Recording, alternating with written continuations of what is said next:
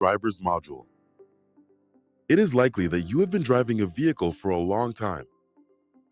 This program is not meant to teach you how to drive, but the information that you learn may improve the way you interact with any vehicle that you operate, from the workplace to any place. We will look at all sizes and types of vehicles and provide you knowledge and perspective that you may not have learned before. As you can imagine, a box truck or step van handles very differently than a compact car or sedan. Have you ever wondered why that is? The goal of this lesson is to provide you with a better understanding of the dynamics of vehicles that affect how the vehicle operates. First, we will cover the importance of vehicle familiarization and physical forces such as inertia, gravity, and velocity, and how they impact vehicle handling. We will also look at vehicle characteristics you should be aware of to avoid risky maneuvers while on the road. We take an in-depth look at vehicle dynamics, including yaw, pitch, and roll. Finally, we look at your vehicle's abilities and limitations. Let's begin the lesson.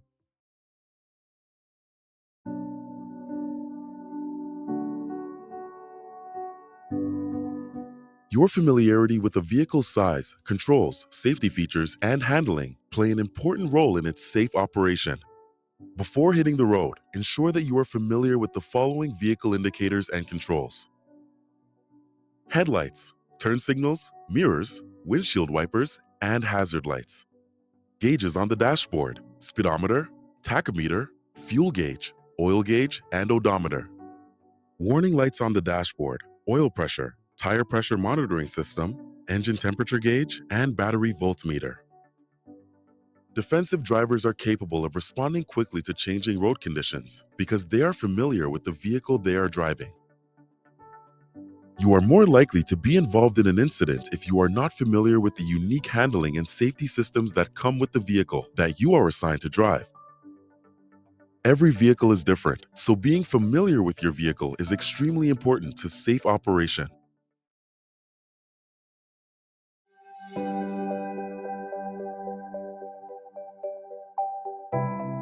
Fleet vehicles include vehicles used to transport goods or passengers for the benefit of an organization, or any vehicle used in the course of performing one's work duties. In this lesson, we will cover fleet vehicles that do not require a commercial driver's license, CDL. Examples of fleet vehicles include passenger cars, step vans, trailers, pickup trucks, box trucks, vans, fire trucks, ambulances, dump trucks, and bucket trucks. Fleet driver eligibility requirements should include a clean driving record, excellent customer service skills, competent defensive driving skills, medically and mentally fit, and a valid driver's license. Each driver should be provided and demonstrate an understanding of the company's policies related to vehicle operation. Annual driver refresher training is also recommended.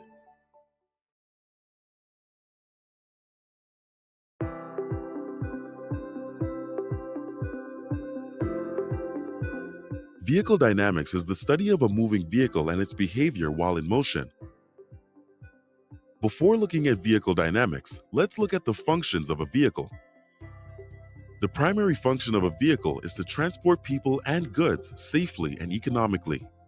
Vehicle dynamics also involves the manner in which the vehicle responds to driver behavior. For example, accelerating, steering the wheel, pressing the brake pedal, etc. There are three major categories of vehicle dynamics: longitudinal, lateral, and vertical dynamics. Longitudinal dynamics is the vehicle's behavior while moving in a straight path, that is, during acceleration, braking, and going uphill or downhill. Lateral dynamics is a vehicle's behavior while taking a turn. Vertical dynamics is a vehicle's behavior when moving in a vertical direction, such as a sudden change in elevation over a speed bump, etc.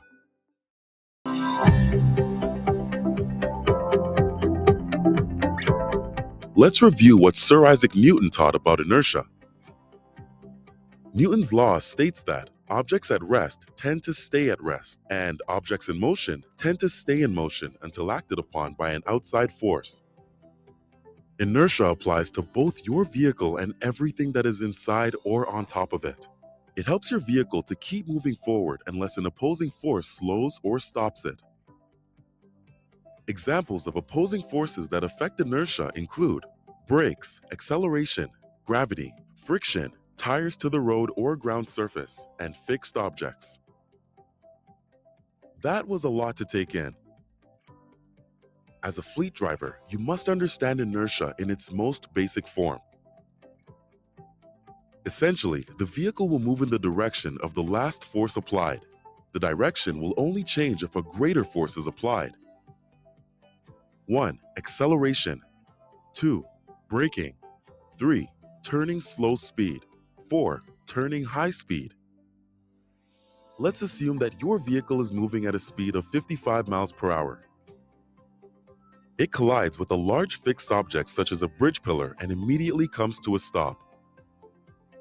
However, the vehicle's contents, including your body, will remain in motion at 55 miles per hour until an opposing force stops it. This is where safety restraints, seatbelts, airbags, or child seats, and proper securement of cargo come into play. Seatbelts keep the body in the seat and provide a net force that will restrict your body's movement. Properly worn seatbelts help to keep the body in position for optimal airbag performance. Airbags absorb much of the remaining energy from impact, reducing the energy your body must absorb, and thus reducing the risk of fatal injury. You can now see why a properly secured body is required for optimal performance of safety features. Similarly, properly securing cargo will prevent the item or items from becoming a projectile that can harm the driver, passengers, and/or any other road users.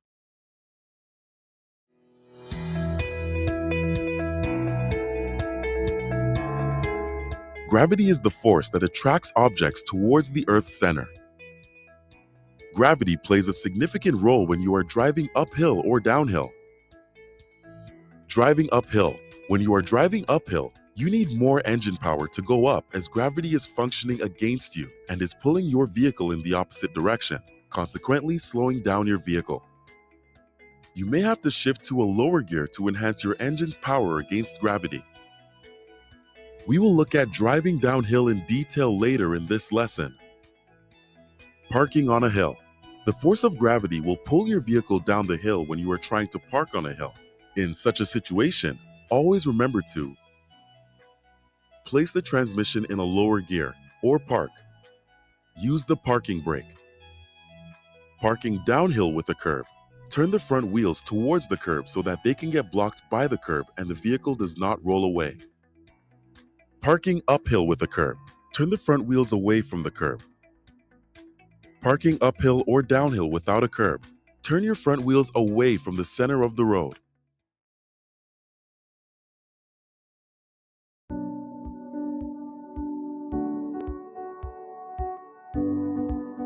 The measure of the quantity of matter present in an object is referred to as mass.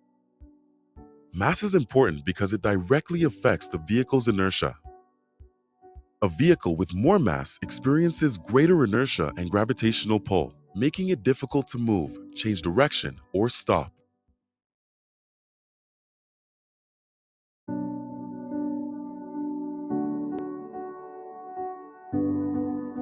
Velocity is the rate of motion of an object along with its direction. It is relative, which means that it is measured in relation to another object. Imagine a car traveling north at 25 miles per hour. If you are the driver, the velocity of the vehicle relative to your body is 0. If you are standing by the road, the velocity of the car relative to your body is 25 miles per hour north.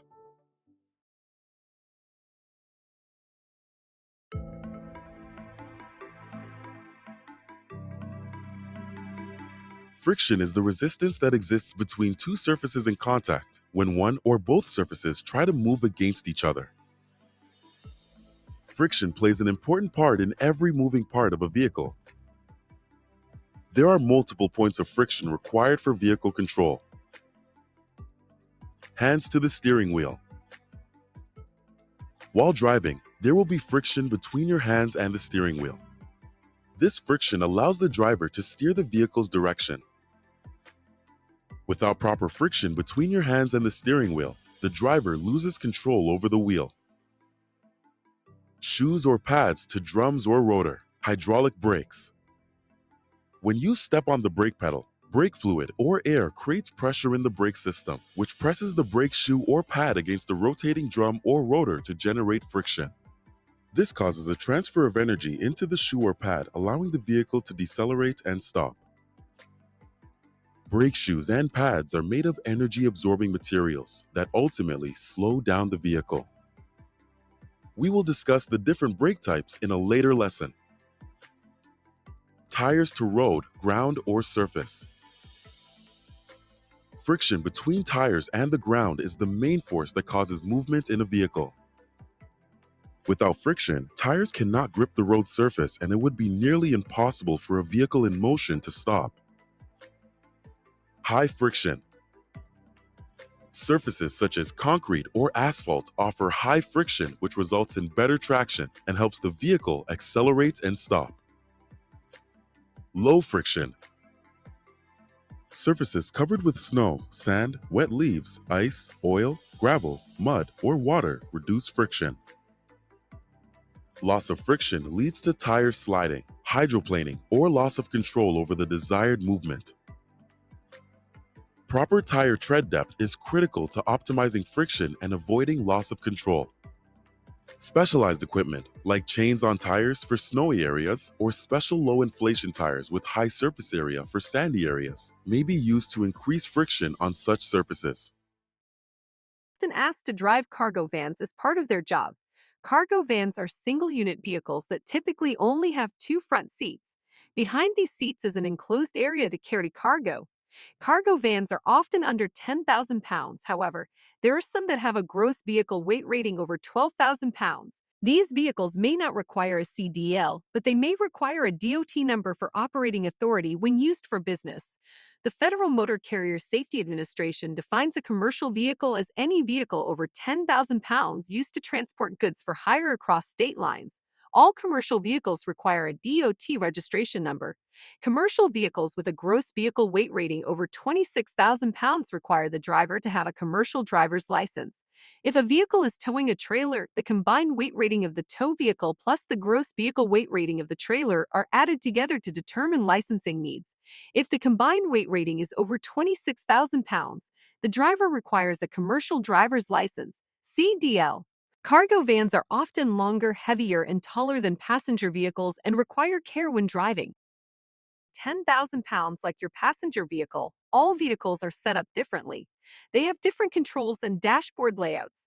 The vehicle's differences in height, length, size, design, and dynamics will also affect how you drive and what you will do to prevent crashes and collisions. 90% of all motor vehicle related incidents are preventable.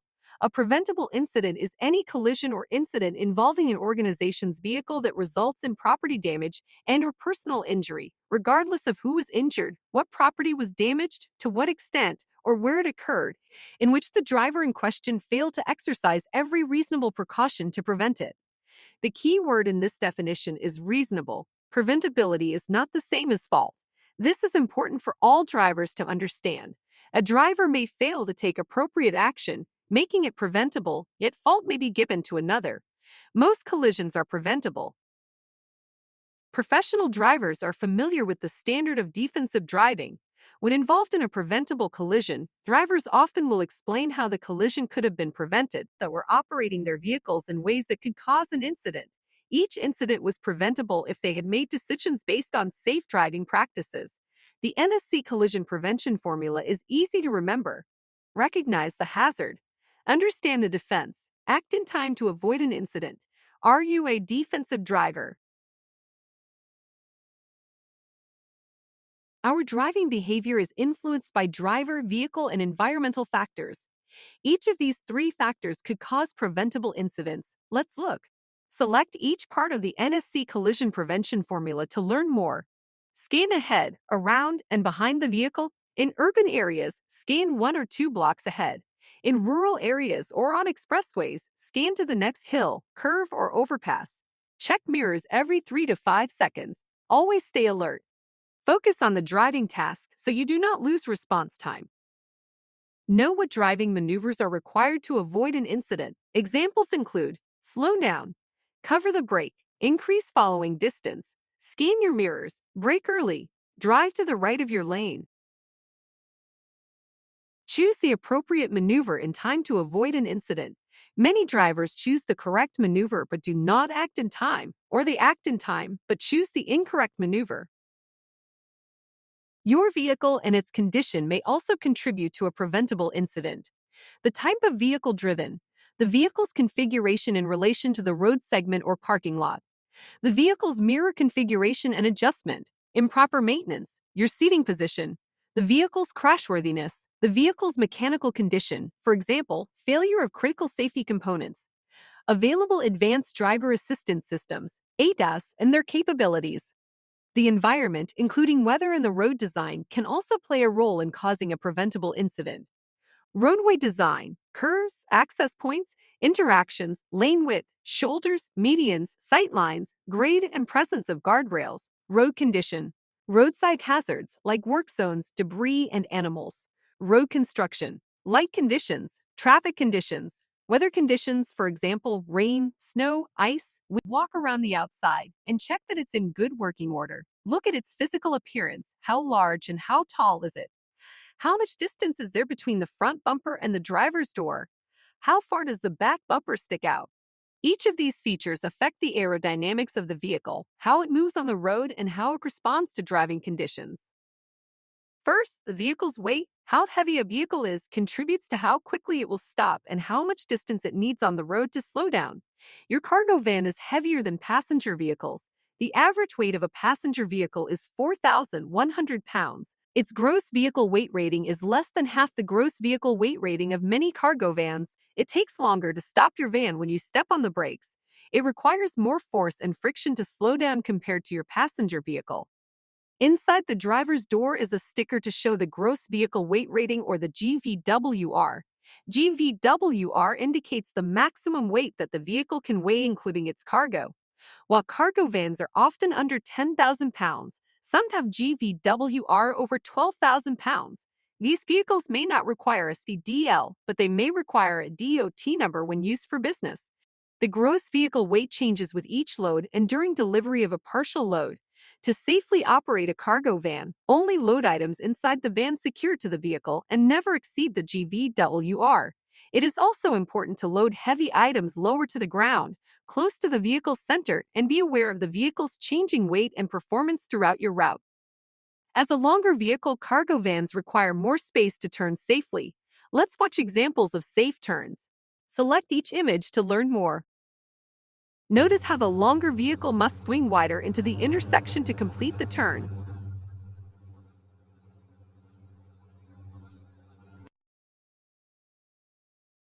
The passenger vehicle does not need to swing as wide into the intersection and stays in its lane.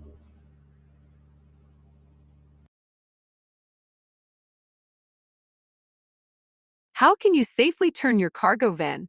First, be aware of all four corners of the vehicle. When you sit in the driver's seat, how far away does each corner appear to you? Next, familiarize yourself with the distances so you can judge stopping, turning, following, and parking. Select the info icon to learn more.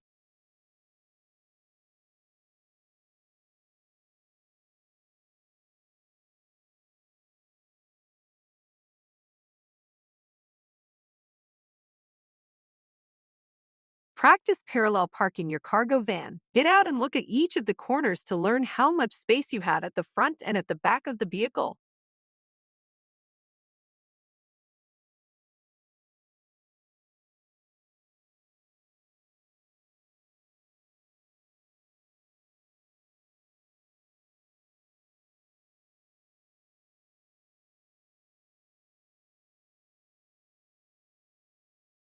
The important thing about width is knowing where the outermost sides of your vehicle and/or load are, typically your mirrors. If you exceed 8 feet in width, you may be required to follow oversized load requirements, state specific. An average lane is 9 feet. If your vehicle is 8 feet wide, you have less room for error than smaller vehicles. Next, the vehicle's height. Select each image to learn more. This vehicle has a higher center of gravity, which means it will roll over more easily if you take a turn too fast and too quickly. The high center of gravity of this vehicle makes it unstable at this speed, causing it to roll over. This vehicle has a lower center of gravity. It takes more force to push it over. This vehicle can manage this curve at a higher speed without rolling over. Knowing the height, length, and weight of your vehicle will help you judge where you can drive on the road and where you can park safely. Another consideration is how your vehicle goes over certain road conditions, such as hills, steep drives, speed bumps, and railroad crossings. Watch this step van go up the steep driveway. The cargo van has a shorter approach angle and moves without its front bumper scraping the driveway. Now watch this car go up the driveway. The vehicle moves with no obstacles in its path. This vehicle has short approach and departure angles. Watch this step van go down the driveway. The van has a longer departure angle. Notice how the back of the vehicle scrapes the driveway. Now watch this car go down the driveway. This car has a shorter departure angle and can make it down the steep driveway without scraping the ground. But what about vehicles that can't get over a steep object? Watch this step van attempt to go over the raised railroad crossing. The breakover angle prevented the vehicle from making it over the crossing. Failure to recognize your vehicle's breakover angle can cause serious damage to the vehicle and can cause the vehicle to become stuck on an object. Watch this car try to go over it. Because of its breakover angle, it was able to clear the crossing. To not damage your vehicle, know how high the bottom of your vehicle is from the ground and approach the object slowly. If necessary, adjust your approach to angle up and over steep objects. If you believe the object is too high for your vehicle, you should choose a different route. Now let's look at the inside of the vehicle. Your cargo van's interior design can vary quite a bit from the other vehicles you drive. Before you drive a vehicle that's new to you, learn where the controls are and test them out. Watch Samantha orient herself to her cargo van. Where are the headlights? Windshield wipers. Climate control. Defroster. Four-way hazard lights. How do I adjust my seat? Adjust the rear view mirror. Adjust the side mirrors. Adjust the convex mirrors. Are mobile devices secured and in a do not disturb mode? Is my GPS set? Okay, I'm ready to go.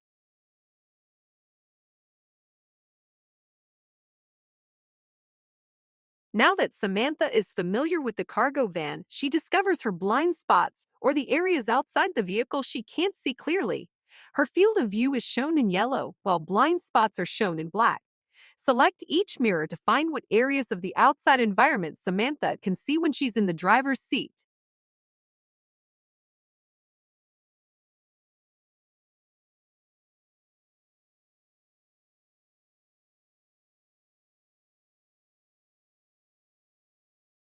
Some cargo vans may also have a backup camera or possibly even a 360 view on the center console. These cameras help to reduce blind spots typically when the vehicle is in reverse. However, cameras do not replace the need for situational awareness and the need to get out and look or use the assistance of a qualified spotter. We've demonstrated the areas outside of the cargo van that Samantha can see when she uses the left, right, and rear view mirrors. However, Samantha still has some blind spots caused by the size and height of her vehicle. Many cargo vans do not have a rear view mirror. If your van does, it can help show the area directly behind you. Let's look at these common blind spots. There are three structural pillars in the vehicle: A, B, C. These pillars create blind spots in your field of vision. In addition, many cargo vans do not have windows on the sides behind the front row. This creates an even larger blind spot and prevents you from seeing areas over your shoulder as you may be used to in a passenger vehicle. In addition, due to the vehicle's height and size, there's another important blind spot to be aware of in front of your van, and that area is directly in front of the vehicle's bumper. This is an area where children, small animals, and small objects can disappear. A properly adjusted cross-view mirror can reduce this dangerous blind spot. Let's examine the blind spots from the driver's side. There are blind spots behind the driver's B and C pillars. You can't see vehicles, people, or objects that move in front of those areas. If your cargo van does not have windows along the sides and the rear, your blind spots are even larger. When you turn the vehicle left, you'll have a blind spot behind pillar A. This blind spot could prevent you from seeing a turning vehicle or pedestrian, which might lead to a collision. Next, the passenger's side. There are blind spots from the B and C pillars. Like the driver's side, if your van does not have windows along the sides and the rear, your right side blind spot will be much larger.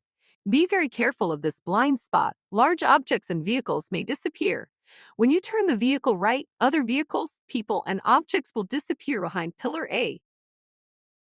You can decrease your blind spots by properly adjusting your side mirrors, rear view mirror, and cross view mirror if you have one. Select each mirror to learn steps for properly adjusting them. If you have a rear view mirror, sit in the driver's seat. Look into the rear view mirror. Adjust the mirror to center the mirror with the back window. If you have a cross view mirror on the right front of your vehicle, identify or place an object on the ground in front of the vehicle. Check the cross view mirror adjustment to ensure that you can see that object while seated properly in the driver's seat.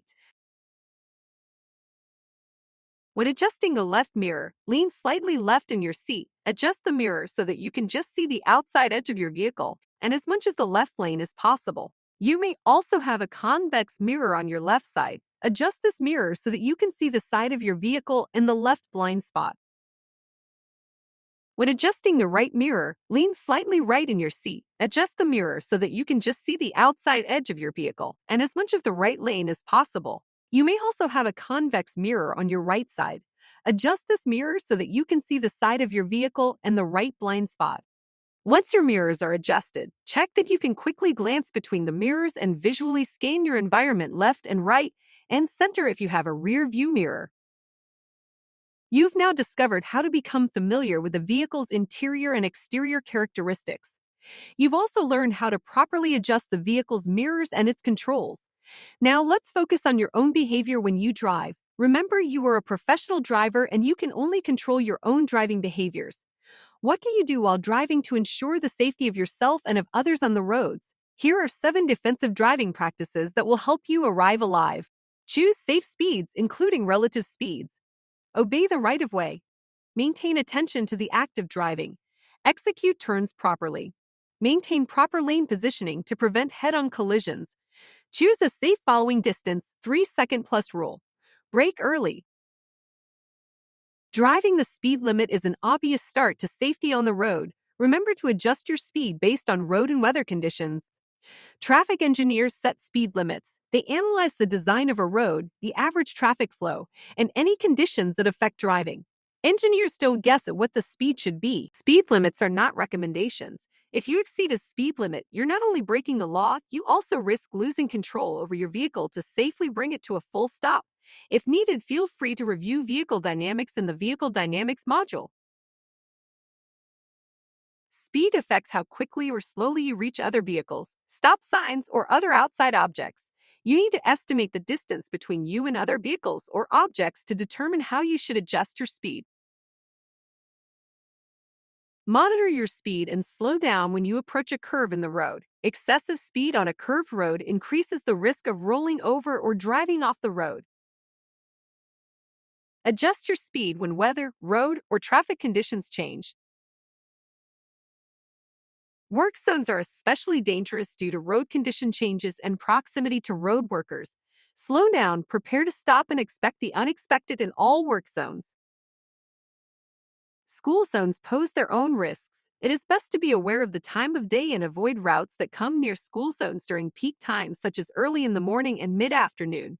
Be aware of your local school schedules and plan your route accordingly. Traffic laws indicate who must yield the right-of-way. They do not say who has the right-of-way. You only have the right-of-way if it is yielded to you. A defensive driver verifies that another vehicle has yielded the right-of-way before proceeding. To reduce the likelihood of a collision, stop at all stop signs and red lights. Don't roll through them. Make eye contact with other drivers that are also waiting at the intersection. If another driver arrives before you at a 4-way stop, yield the right-of-way by allowing them to go through the intersection before you. If another vehicle rolls a stop sign or begins to go ahead of you at a four-way stop, yield the right of way to them, even if you think you may have the right of way as it has not been yielded to you. When you stop, scan the areas to the left, right, ahead of the vehicle, and to the left again. Remember your blind spots. Someone who has the right of way may be hidden from view. Stop, scan, and proceed cautiously when buildings, trees, parked vehicles, or signs prevent you from seeing the intersection clearly. Obey traffic laws that tell you to yield to pedestrians and cyclists at crosswalks or turns. They have the right of way. There are four types of distractions: visual, auditory, manual, and cognitive. Stay focused while driving. Our mobile devices distract us, and vehicles have advanced digital features we have to learn before we drive. Then we face hazardous road and weather conditions. Take a moment to reflect on your own driving. What distracts you while operating a vehicle? There are four types of distractions: visual, auditory, manual, and cognitive. Select each distraction to learn more. When something takes your eyes away from safely scanning the roadway, it's a visual distraction.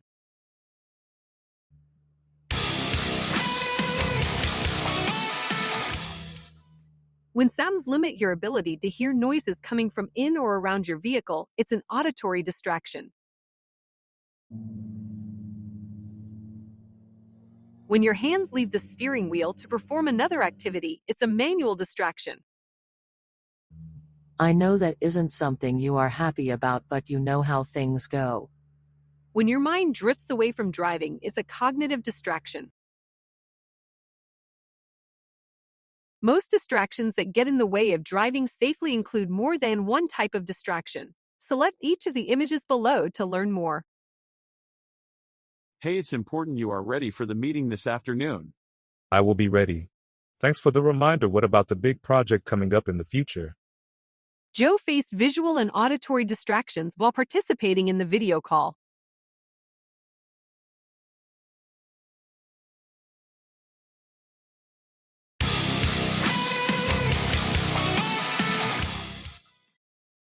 Lila faced visual, auditory, manual, and cognitive distractions by listening to music and using her laptop while driving. Most visual, auditory, and manual distractions also include a cognitive distraction. You're not simply looking at something or listening to something, you're also thinking about it. For example, if you're talking on speakerphone, you're hearing someone speak, you're thinking about what they're saying and how you'll respond. Distractions come from many sources. When you drive for work, some of those distractions come from the work itself. Our bosses call us, we join virtual meetings, and we complete paperwork on the go. In the following activity, you will be asked to identify the source and type of distraction. Select the next button to get started. Distractions hinder our ability to quickly respond to unexpected events. 90% of driving relies on us processing information quickly about what's going on outside the vehicle. Select each of the cards on the screen to learn more about distractions. If your eyes are looking away from the road, it's difficult to quickly identify any objects, vehicles, or people that require you to react. If you're listening to music or talking on the phone, you impair your ability to hear signs of trouble such as engine trouble, tire problems, or approaching emergency vehicles. If your hands are occupied with another object, like holding your phone, it's difficult to quickly and appropriately steer the vehicle. If your mind is focused somewhere else, your reaction times are slowed down as the brain is processing a lot of information. Our goal is to minimize the distractions that take our eyes, ears, hands, and mind away from safely operating a vehicle. Laws about distracted driving are different across states. Select each of the arrows to review. Many states prohibit holding your phone while driving. However, each state's regulation is slightly different. It's important to know state laws anywhere you'll operate a vehicle. Companies may also have formal distracted driving policies for their fleets. They create and enforce these policies in hopes of reducing distracted driving, at least to a degree. Whether a state law or company policy exists for distracted driving, it still comes down to your responsibility to keep yourself and others safe on the road. Your company might not have a distracted driving policy, but you can still avoid distractions. Your state may allow using a phone while driving, but you can decide against using yours. Safety is your responsibility. When drivers operate a vehicle in an unsafe manner, they put their organization at risk for negative consequences. Select each item to review. NETS estimated that the average cost of an on-the-job crash was $26,081. NETS estimated $78,418 per injury. On-the-job crash may result in more than one person injured. NETS estimated $751,382 per fatality. On-the-job crashes may result in more than one fatality. When adding up, on-the-job crashes caused by distracted driving cost employers $18 billion plus each year. Select each topic to review some important safety strategies. It is important to prepare your technology for your trip. Select each item to review some important safety tips.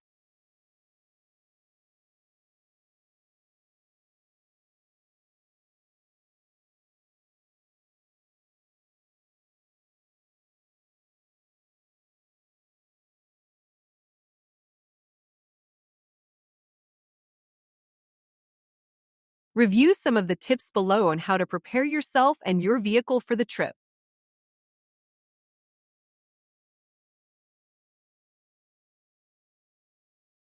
Operate your vehicle distraction-free. Select each item below to review some important safety driving tips.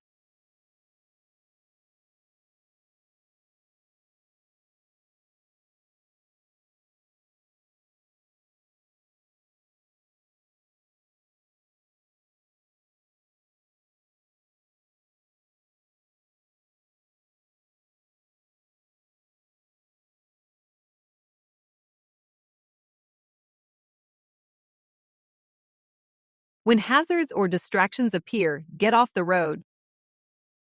At the start of this course, we challenged you to think about the things that distract you. Now we are going to review some common distractions and ways to eliminate those distractions. For example, if you remove your hands from the wheel to hold your phone for navigation, your strategy could be to purchase and install a phone holder in the car. Select the next button to begin.